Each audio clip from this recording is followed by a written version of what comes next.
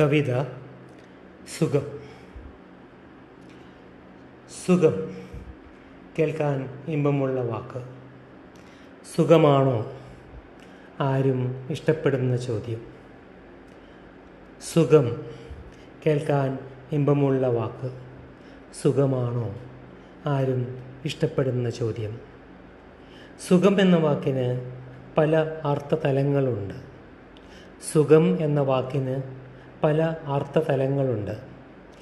ദരിദ്രരെ നിലനിർത്തുന്നതും കൂടുതൽ ദരിദ്രരാക്കുന്നതും രാഷ്ട്രീയക്കാർക്ക് സുഖം. ദരിദ്രരെ നിലനിർത്തുന്നതും കൂടുതൽ ദരിദ്രമാക്കുന്നതും രാഷ്ട്രീയക്കാർക്ക് സുഖം.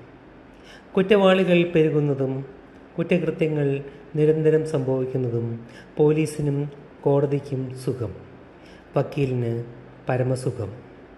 കുറ്റവാളികൾ പെരുകുന്നതും കുറ്റകൃത്യങ്ങൾ നിരന്തരം സംഭവിക്കുന്നതും പോലീസിനും കോടതിക്കും സുഖം. വക്കീലിന് പരമസുഖം. ഇടുങ്ങിയ കോടതി മുറിയിൽ വിധിന്യായം പ്രഖ്യാപിച്ചിറങ്ങി കോട്ടൂരുമ്പോഴും വീട്ടിലെത്തി ഇറുകിയ ഷൂസ് ഊരുമ്പോഴും ജഡ്ജിക്ക് സുഖം.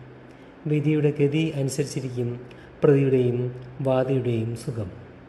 ഇടുങ്ങിയ കോടതി മുറിയിൽ വിധിന്യായം പ്രഖ്യാപിച്ചിറങ്ങി കോട്ടൂരുമ്പോഴും വീട്ടിലെത്തി ഇറുകിയ ഷൂസ് ഊരുമ്പോഴും ജഡ്ജിക്ക് സുഖം. വിധിയുടെ ഗതി അനുസരിച്ചിരിക്കും പ്രതിയുടെയും വാദിയുടെയും സുഖം. രോഗികൾ പെരുകുന്നതും പുതിയ രോഗങ്ങളുടെ ആവിർഭാവവും ഡോക്ടർമാർക്കും ആശുപത്രികൾക്കും സുഖം. മരുന്ന് കമ്പനികൾക്ക് പരമസുഖം. രോഗികൾ പെരുകുന്നതും പുതിയ രോഗങ്ങളുടെ ആവിർഭാവവും ഡോക്ടർമാർക്കും ആശുപത്രികൾക്കും സുഖം. മരുന്ന് കമ്പനികൾക്ക് പരമസുഖം.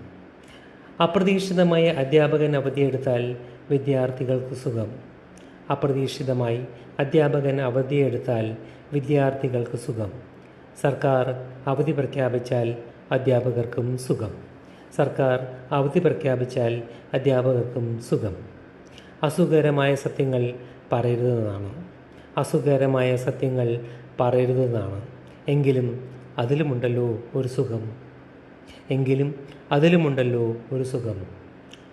അയൽക്കാർ കലഹങ്ങളിൽ സുഖം കണ്ടെത്തുന്നു. അയൽക്കാർ കലഹങ്ങളിൽ സുഖം കണ്ടെത്തുന്നു. അയൽ രാജ്യങ്ങൾ യുദ്ധത്തിൽ സുഖം കണ്ടെത്തുന്നു. അയൽ രാജ്യങ്ങൾ യുദ്ധത്തിൽ സുഖം കണ്ടെത്തുന്നു. ആയതിനാൽ ലോകാ സമസ്ത സുഖിനോ ഭവന്തു എന്നത് ഒരു വെറും ആപ്തവാക്യം മാത്രം. ആയതിനാൽ ലോകാ സമസ്ത സുഖിനോ ഭവന്തു എന്നത് വെറും ആപ്തവാക്യം മാത്രം. നന്ദി, നമസ്കാരം.